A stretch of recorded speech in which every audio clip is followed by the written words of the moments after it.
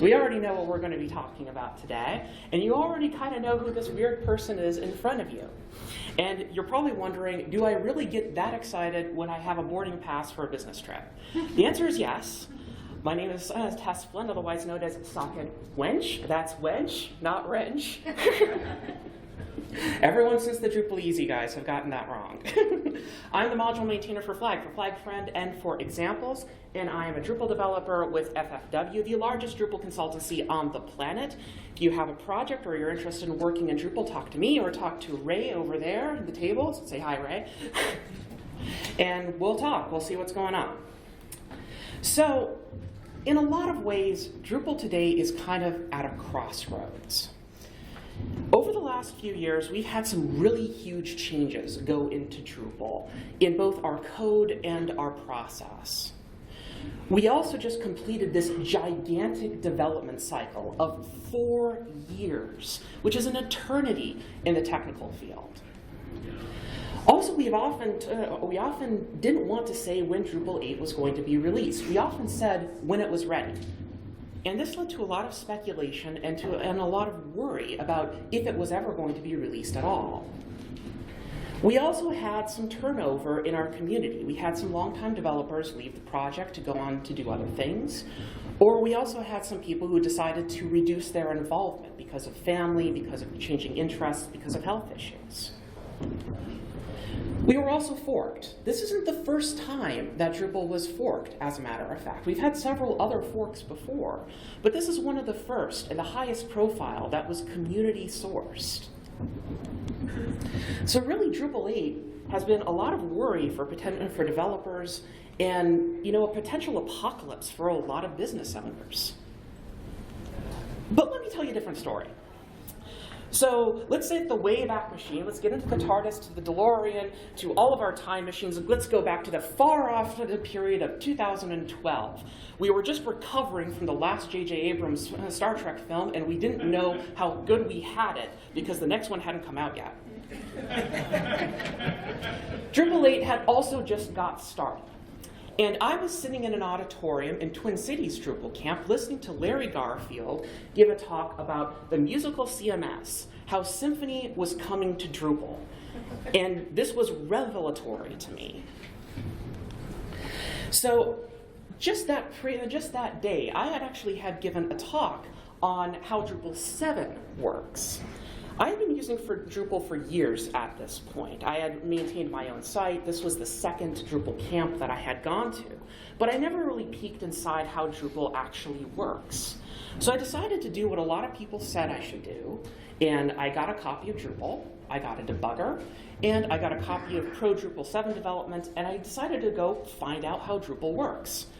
And what I found was, well, it was a little surprising and actually kind of a little unsettling to me. So the thing is that Drupal 7, to me, is really, really weird. So here's a little bit of background on me. I've been coding in various languages for the better part of a decade. I've worked for insurance companies, for military organizations, for big banks. I've done middleware. I've done enterprise technology for the better part of 13 years now. And in all of that, I had never seen anything like how Drupal 7 worked. To me, Drupal 7 has a lot of anachronisms in it. It's composed of straight functions, mostly, with the exception of the database layer. Now, this is not a bad thing by itself. There's lots of good projects out there that are made out of straight functions. The thing is that PHP 4's object-oriented programming support was kind of odd and incomplete. I actually had written an object-oriented content manager in PHP 4, and there was a lot of good reasons why no one did it. The other thing that really threw me for a loop was hooks. Hooks are one of the great things about Drupal because it's the programmatic way that we are able to modify how Drupal does stuff. But to me, hooks are kind of like API Go fish. So you have Drupal and you have a module. And Drupal goes and asks the module, do you have this kind of hook? And it literally generates that name on the fly based on the hook name and also the module name. And it goes and asks the module, do you have this? And the module might say, go fish. And then Drupal has to go and check all of the other modules that it has to go and do the same exact thing to find all the hooks that it needs to implement. We also had a problem of arrays of doom. We liked our arrays a lot in Drupal 8. We use them for everything. We use them for form structures, we use them for parameters and return values. This alone is not bad, but we tend to use arrays in deep structures, deep anonymous structures that are really complicated and undocumentable. And one of those big examples is a render array, this huge array which is supposed to represent an entire page, and we stuff it in an array. And even after working in Drupal 7 code for the last year, I still find out that whenever I have to implement a hook, I have to open Google and figure out what I'm supposed to do. After a year. And I shouldn't have to use a debugger when my Google foo fails me. The API should be instructive. And the thing is that because we're using so many arrays, they're undocumentable monstrosities. And the reason why is because PHP 4, which we had a lot of history in Drupal, did not have very good typed structure support. And as a result, we used arrays everywhere. And because we used arrays everywhere, those were undocumentable by the language. Now we have the problem that we have to patch that lack of a language feature, typed structures, with human effort. That is the majority of what our documentation is on the Drupal site, is patching a lack of a language feature with human effort, because we have to document all those gigantic arrays. But the thing was that even though I can go on forever about technology, technology really wasn't Drupal's biggest problem. We liked our own code a little bit too much. So if you imagine a conversation between two Drupal developers, one of them says, we need this new feature. What typically happened is that someone would go out and search around and go, oh, hey, I found this library on GitHub that does most of what we need. And that's awesome. But the problem is that usually the conversation went like this. It doesn't do everything that we need. Let's just write our own. This is called not invented here syndrome, or NIH. It's a big problem. It's when we prefer in-community solutions despite the costs. PHP 4 didn't help this because there was no good way of doing dependencies. You literally had to take the code from another project and copy it into your project, and that was how you did dependencies. And every time that that external project updated, you had to do the same thing over again and rerun all of your tests. It was a lot of manual effort. And a lot of people just said, you know what, we're not going to bother.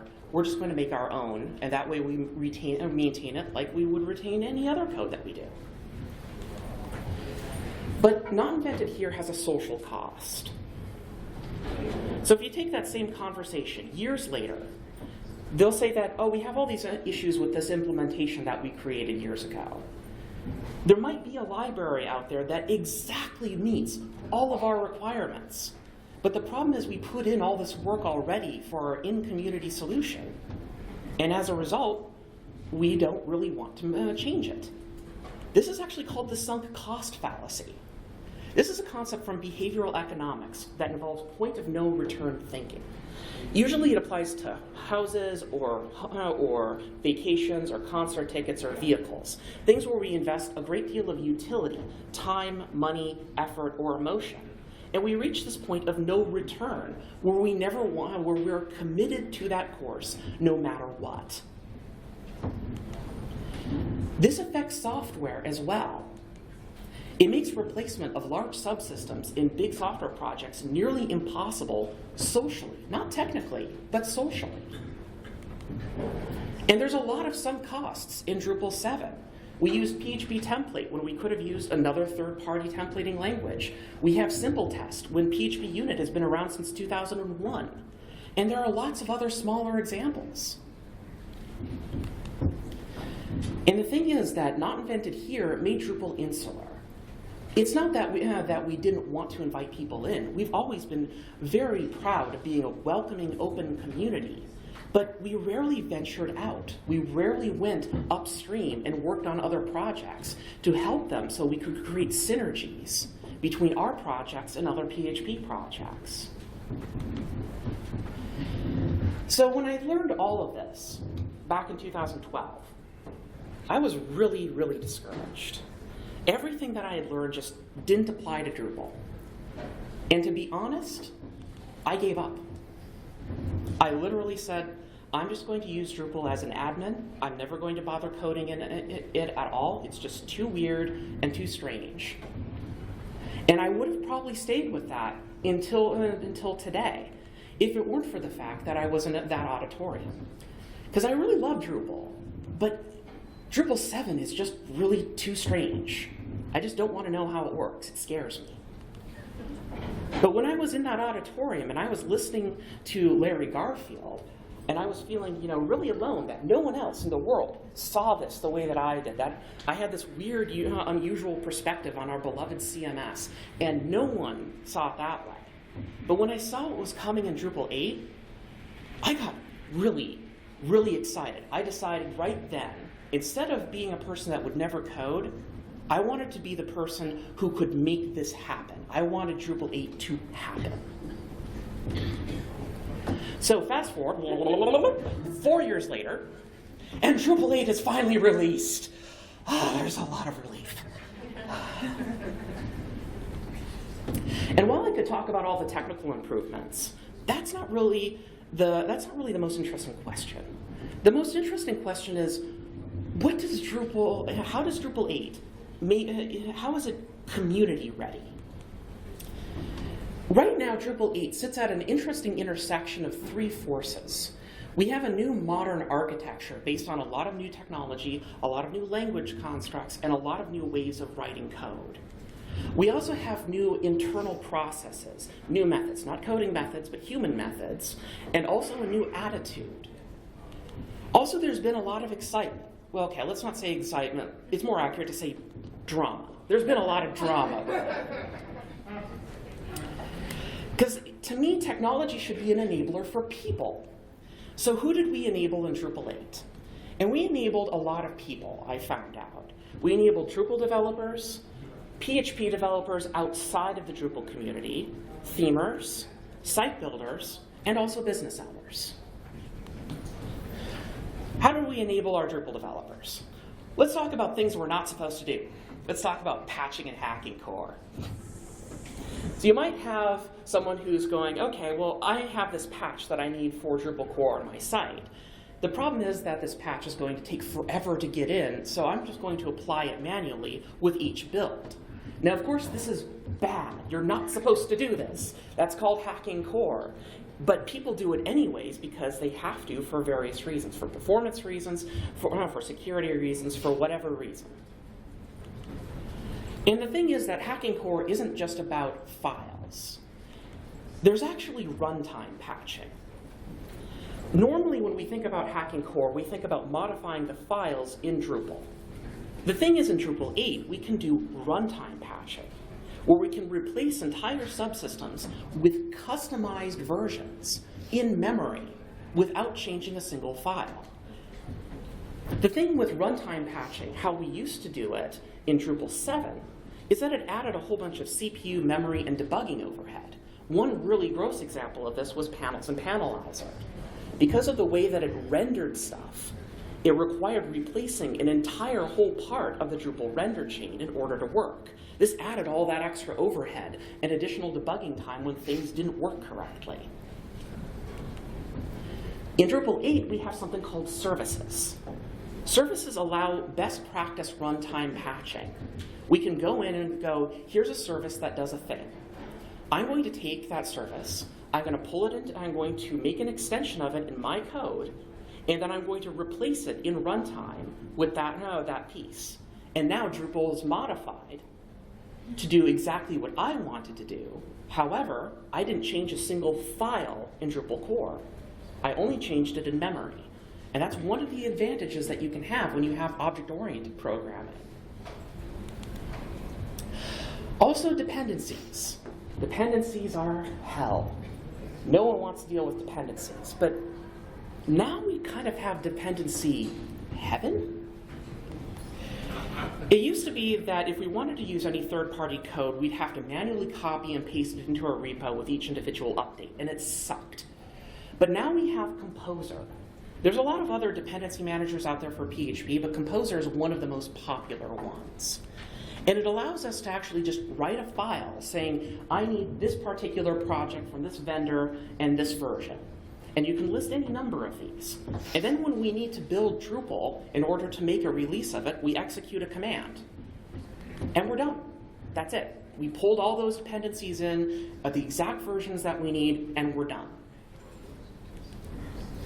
No more copy and paste. Actually, in the future, we're going to be removing all of the Drupal vendor repository, all the Drupal vendor stuff, all the third-party code that we rely on in Drupal 8. We're removing it from the Drupal 8 repository because we don't need it copied and pasted anymore. We only need to use Composer to build it at runtime. This isn't quite done yet. This is going to be done very, very soon. Also, Composer can, in theory, in the future, allow site repositories to not have Drupal core in them at all. You can create a Composer file that says, I need this version of Drupal, these other extensions, these other modules, and then I build it. And now you yourself, as a site builder or a Drupal developer, no longer have to copy Drupal core into your repository. This isn't quite finished yet. There's still some technical hurdles, but that's the future promise. But what about non-Drupal developers? This is probably the most important segment that we can be targeting today. First of all, we have object-oriented programming everywhere. And that's because PHP 5 finally implemented a full implementation of object-oriented programming. Object-oriented programming is also not new. It's been around for the better part of 13 years now. But it's more than just having objects. Imagine a new developer, and they're tasked with creating a new feature in Drupal. They go to the API documentations for Drupal. They find a hook that they need to implement. Okay, go and implement a hook. And when they run it, they find out that they get this weird error. You're missing this code, or you get this weird warning that doesn't make any sense whatsoever. And then you start searching around to figure out what the heck is going on, and you find out that you missed like 3 other hooks that you have to implement at the same time. Otherwise, none of it actually works. So you copy and paste those portions into your code, and then you are sitting there wondering, how many more hooks do you need to implement? And it's painful. And that's probably because function-oriented APIs, like Drupal 7 relies on, do not have any way of grouping functionality together at the language level. It's a function, and the functions are just functions. They don't conveniently go into any similar box. So we require additional human training in order to actually relate those API functions together. In Drupal 8, with object-oriented programming languages, you can have that same developer working on the same feature. They go to the same API docs page, but they instead find that there's a class that they can extend. So they extend a piece of code, and then they're done. And the code itself tells them what they need to do, because in object-oriented programming, all the functionality is grouped together at the language level. And it's also easier to find related functionality, because you don't need to Google all the time. This code itself is structured so that you can find a related piece of technology by finding out which class is related to another class. It actually makes it a lot easier. Drupal 8 also provides a class library, a bunch of stuff that allows us to build components of our website applications. So we can build more functionality with less copying and pasting. You can just extend, oh, this particular form does a yes-no question. Okay, I just need that, I'll extend that, I fill out these methods, I'm done. Also, we reduced a lot of Drupalisms in Drupal 8. We lowered the barriers for developers to use Drupal. And for existing Drupal developers, we provide a familiar environment to learn new skills. Also, the web kind of changed. In Drupal 7, we had this assumption that the world was the desktop browser. So you'll have the desktop browser and it says, I need the entire page, all the CSS, all the HTML, all the JavaScript. And Drupal 7 goes, sure, I'll go ahead and grab that, and it loads everything in the background, and then it returns a request. The thing is, that is not how it works today. We have a lot of different endpoints which no longer require just HTML. We actually have many endpoints that need more than just that. They just need content. These are usually decoupled applications, mobile applications, and native applications. And if you try doing this with Drupal 7, it works kind of like this. You'll have a mobile application which asks, I just need this piece of content. I don't need your CSS, I don't need your JS, I don't need all the HTML, just this piece of content. And Drupal 7 will happily go off and try doing that. But because of the way it was structured, the assumption of the desktop web, it still loads everything in the background, even though it doesn't need to. And your mobile application is wondering, what the heck is taking so long? Drupal 7 was kind of a poor REST server, and it discouraged use of Drupal 7 as a back end for these decoupled mobile and native applications. In Drupal 8, we only load what we need to. So that we actually have we have better web services, and we have something called progressive decoupling in Drupal, which only loads the things that we need to. And this will allow a lot of new Drupal developers out there to use Drupal as a back end for these decoupled applications. It makes it much more attractive to use a really good content modeling software. We made a lot of enhancements for site builders too. Drupal 7 had a bad problem with the adoption gap. So if you think about Drupal 6, we had this kind of a curve. And it peaked around the time that Drupal 7 was released. Now when you look at when Drupal 7 was released, its adoption looked like this. And you'll notice that it's not very quick. There's this slow ramp before it takes off. What happened? The thing that happened there was that views finally got released. And there was this gap of 9 months in between Drupal 7 being released and a critical contrib module. What happened was that core alone was never enough to build a complete site in Drupal 7. You needed all these other modules to build a complete site. And so whenever core was released, there was this adoption gap that took some time to fill before we actually had a functional site. In Drupal 8, we included the batteries. So we have more field types. We have views in core. We have better internationalization and accessibility, and we also have lots of other user experience improvements. More field types. These are actually just the broad categories of field types that we have in Drupal 8. You'll notice that some of these, like email, date, and link, those were actually contrib modules in 7. They are now core in Drupal 8. Less to download. Also, we have a really powerful reference field type that allows you to build composite content. If you ever heard Jeff Eaton's talk or my own talk about introduction to content types, about composite content, that reference type is going to be your friend. Also, we have views in core, finally. So you no longer have to wait to build a real site. But we went further than that. We actually use something called views dogfooding. So many core provided pages are just views now, which means that you can go in and you can customize those views like you would any other view. And you can customize your user and admin-facing pages without doing a lot of coding or working around. We have better config management too. It used to be that to do configuration management, you either had to copy an entire database, which no one wants to, or you'd have to use something called the features module. And the features module workflow was rather complicated. You'd have to track down which settings that you changed. You'd have to export them to a module, upload it to Git, and then when you needed to deploy it, you need to check that out from Git and then upload it to your server and then do a features revert to make sure that everything worked. It hurt. It was a lot of extra work. And because it was depending on an external module, it required more time. We hit that adoption gap again.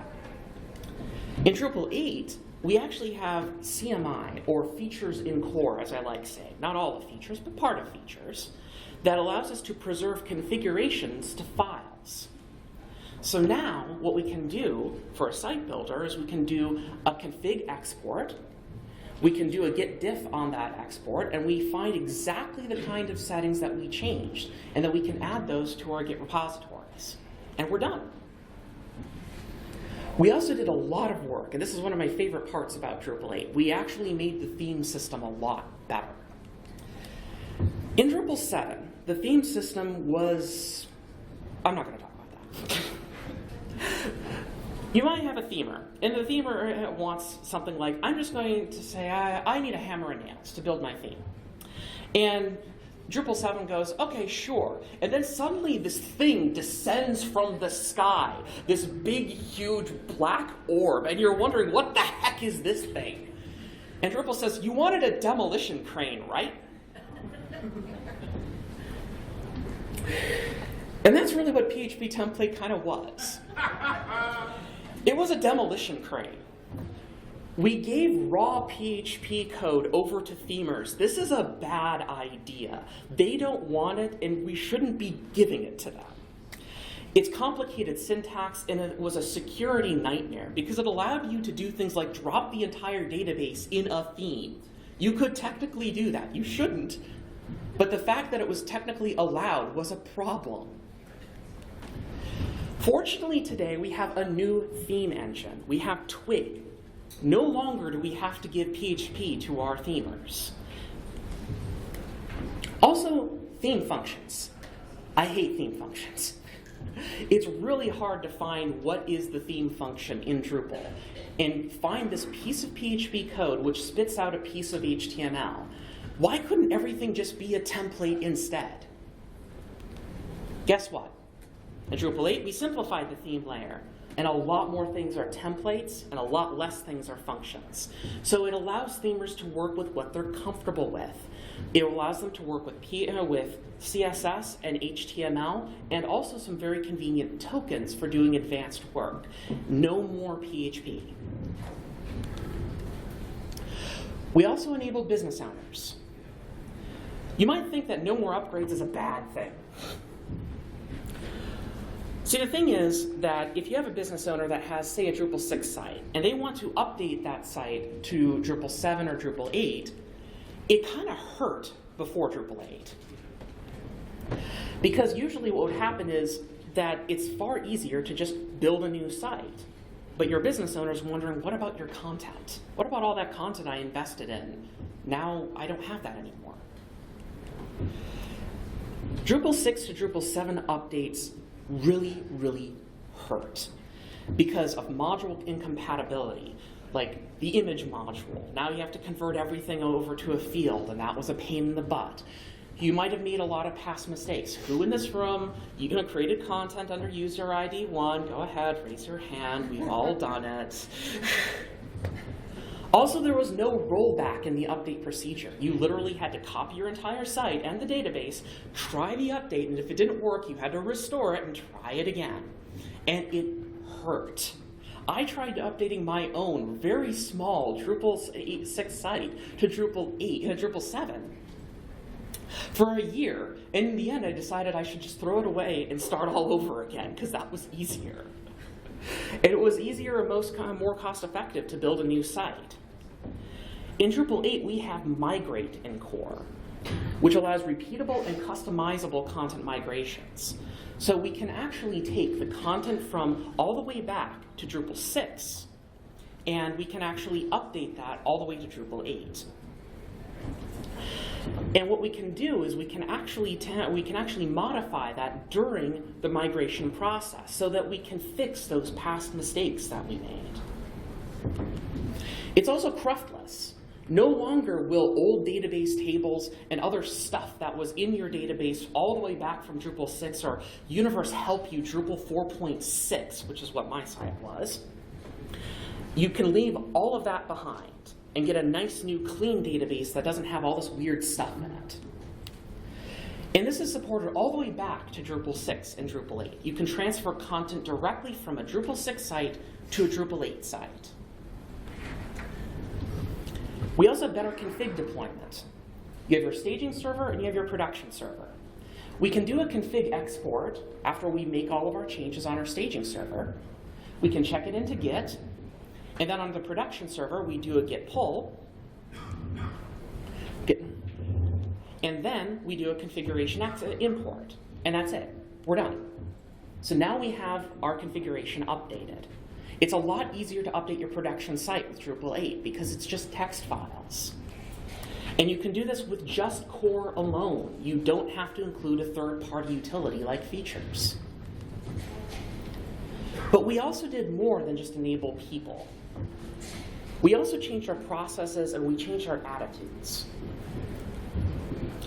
In Drupal 7, we had kind of a development cycle problem. If you have a contributor that says, oh, I have this fix for a problem in Drupal 7, the problem is that it might add a new API or might break an existing API. And in that case, it might have to wait sometimes for years for the next major release to get in.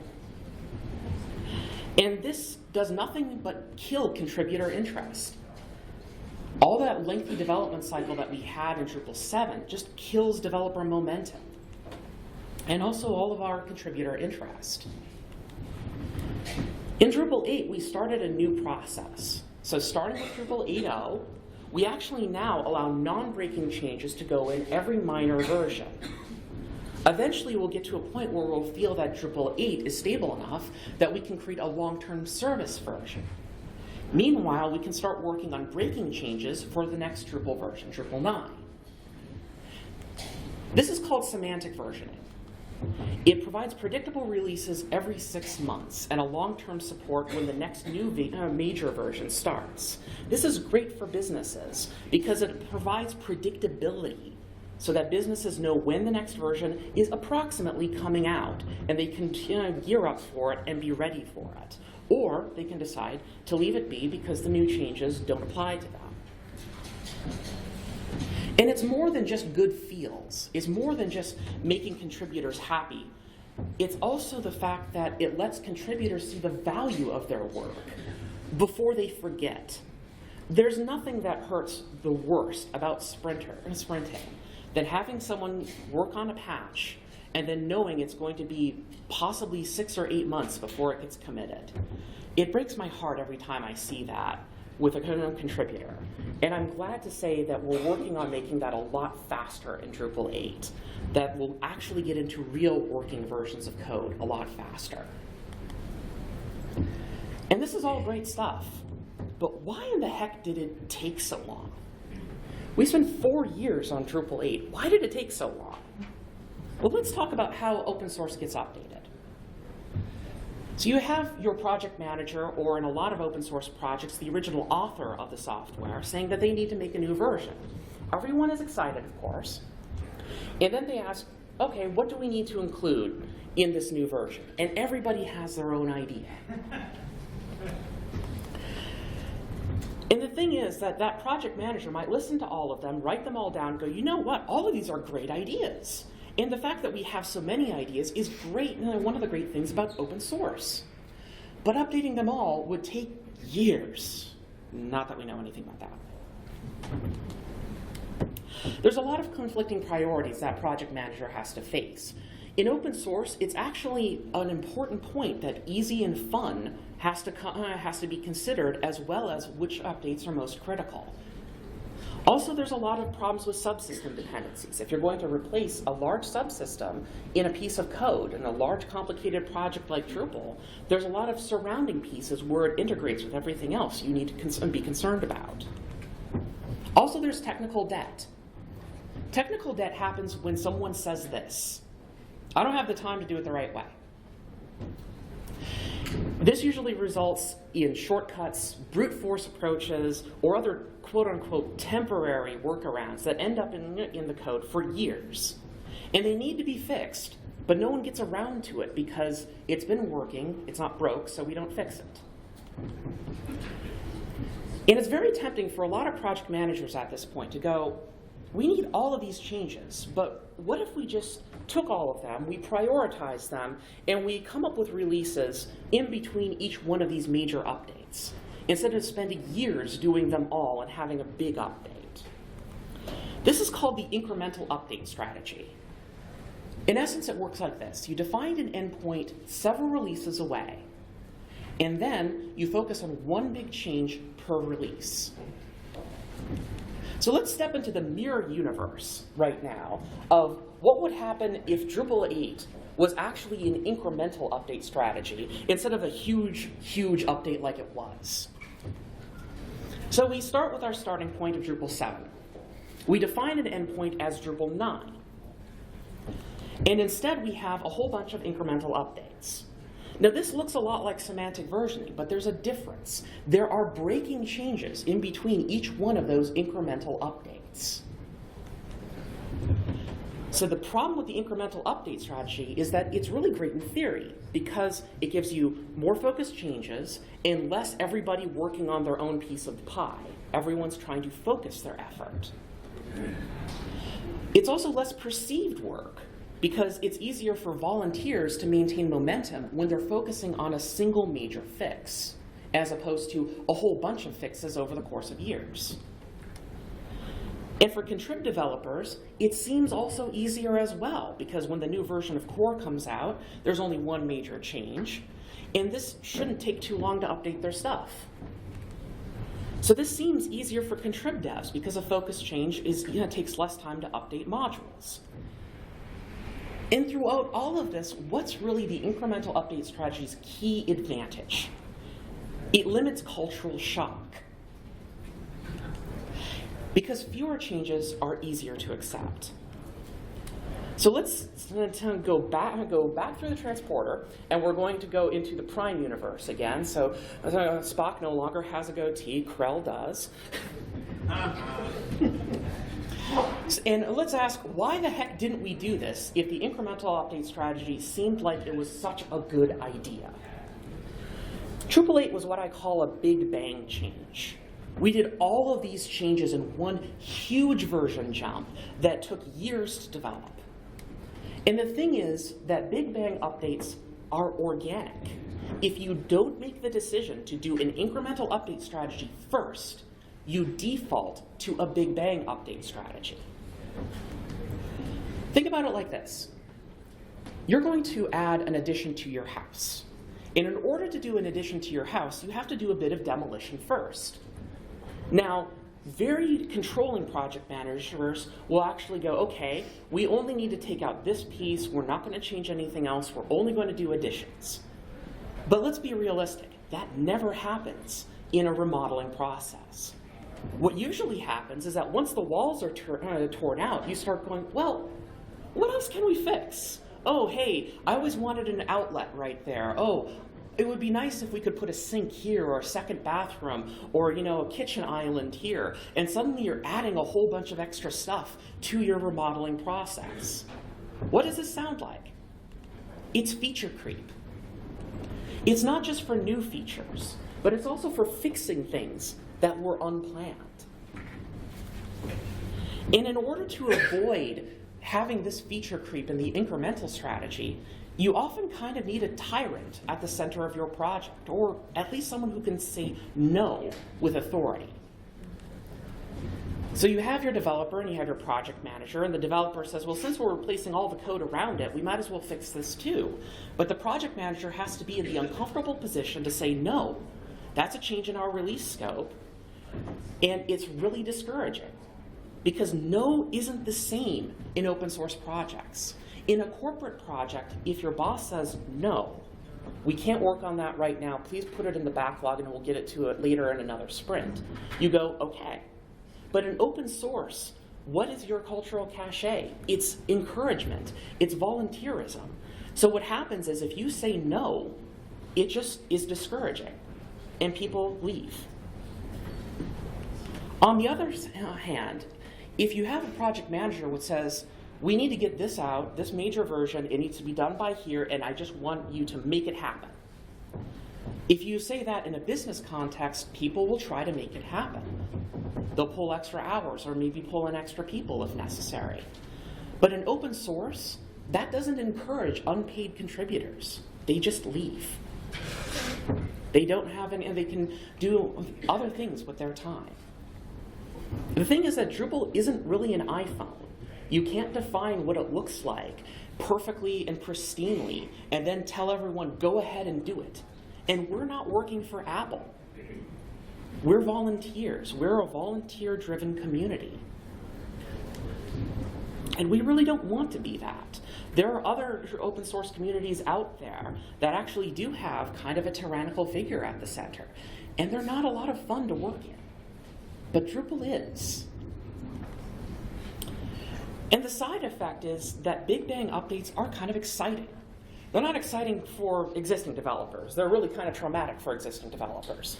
But for new developers, it has a knock-on effect of being dramatic, of attracting new interest because new and different things are happening. And that can reinvigorate the community by bringing in new people who are interested in new things. Also, it just kind of hurt differently. Work isn't really reduced in that incremental update strategy. If this is Drupal 8's Big Bang, this is what the incremental approach would look like. It's the same area, the same amount of work, but spread over more time. But it isn't actually like this in practice. It's more like this. What is this stuff that we add on to it? Well, we have to do ramp up, what we're going to replace, how we're going to replace it, decide what we're going to replace it with. We have to update the documentation, the notes with every incremental release. And there's also technical debt that we incur with every one of these increments because we're not allowed to touch the code that's not in our major update. And this hits each release cycle. It would have been painful and it would have taken longer. And if you're a module developer, how does this sound? You have to rewrite your modules every 6 months for 4 years. Now, I have to say that I kind of did this with Flag module because I would pull down a version of Drupal core and then I would not update it for weeks at a time until I got my module further along. Then I would update Drupal core and it would break everything because I was working on Drupal 8 head, working on the development version of Drupal 8 that was constantly moving at the time. And the thing is that this is exhausting because what would happen is that it requires a lot of passion, a lot of patience, and a lot of dedication to keep up with it. And it's exhausting for core developers, but also contrib developers too. And the thing is, to me, this is kind of a Band-Aid problem. And this happens in corporate software a lot, actually. In that incremental update strategy, we would have had 2 quote-unquote strong versions. These are how people perceive them. These are strong, stable, they don't have a lot of changes in them. But there's all these other so-called weak versions. And this creates kind of an intermediary period. If you know anything about Egyptology, intermediary periods are when you have a ton of less powerful pharaohs in between 2 powerful ones. And that's what would have happened if we did an incremental update strategy. We would have created this Drupal 8 intermediary period where we had a whole bunch of minor versions that your only recourse would have been update to the next major version. And I actually had to go through this when I was working in corporate consulting. And the thing is, no one likes doing it. It hurts. You just want to get to the next stable version, and you want to stay where it's stable so that you can do your work. The thing with the incremental strategy is that it would have created this lost version by exchanging cultural shock of the Big Bang strategy with update fatigue.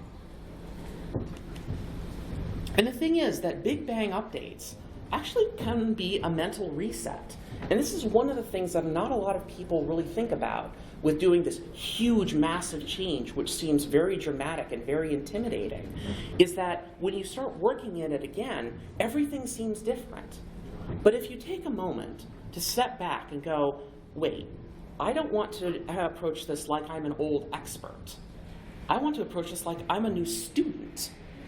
If I'm a new student, suddenly things are a lot easier to approach. You're relearning everything you're doing. And then as a result, you make connections with what you did learn in the past, and it all suddenly falls together. It's actually easier to learn if you approach it like a new student. To me, Drupal 8 has a lot of promise. It's a huge technical leap with object-oriented programming, with Twig, Symfony, and a whole bunch of other stuff. We've had some process improvements which allow Drupal to move faster. It's more ready out of the box than it ever has been before, because more of what we need is now in Drupal core.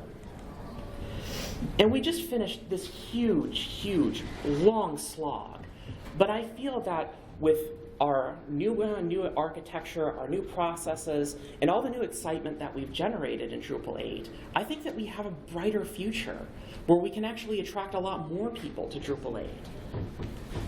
Where we can actually not just invite people into our community, but we can venture out to other communities and be ambassadors to Drupal to other communities and work upstream in their communities. And we can create this wonderful synergy.